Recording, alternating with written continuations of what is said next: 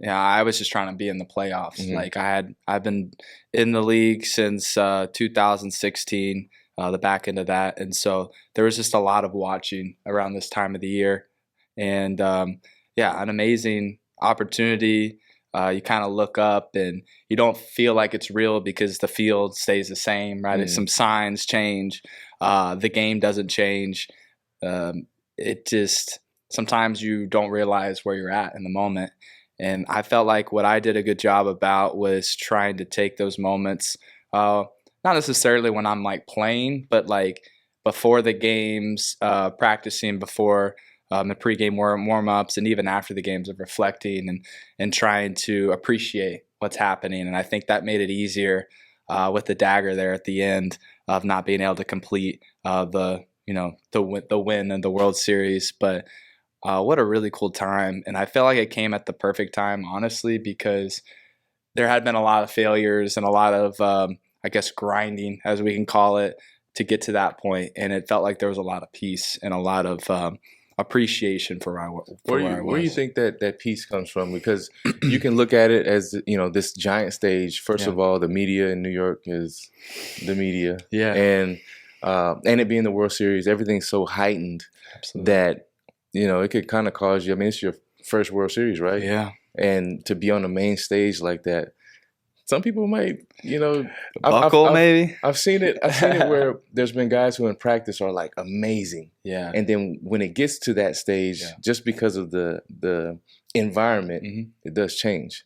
It does. And I mentioned like having enough time in the game, and obviously the playoffs in general, let alone the World Series, was new. But it's the same foundational principles, and the big one is, being a follower of Jesus gives a lot of foundational strength. It gives a lot of reference to understand how to navigate through those moments. And I'd mentioned also like the failures that you go through help strengthen, and you have something to resort to on how that looked to get out of it.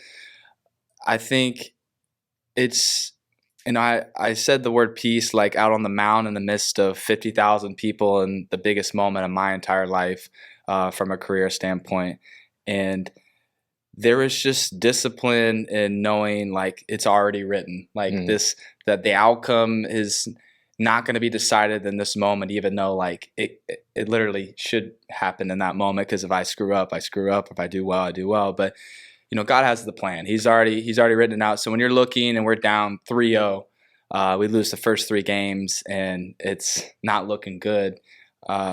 There's peace in knowing like, man, if this is the way it goes out, like that's pretty tough. But you look back and understand like, that was out of my control. There's parts that we can contribute to the team and to do our part, but it's a collective effort and sometimes you end up short. And I think as long as you're, for me, foundationally secure in who I am and my Mm. identity on and off the field, and obviously I'm a competitor, I want to win, I want to be a part of it, but I'm okay walking away and understanding that there's a bigger picture and that there's another season to come, and there is a lot of reflection that comes from that season. And I want to be clear, like it hurts just as it hurts any fan or any player or any coach, but that makes that transition smoother, knowing like there's a bigger there's bigger things at play.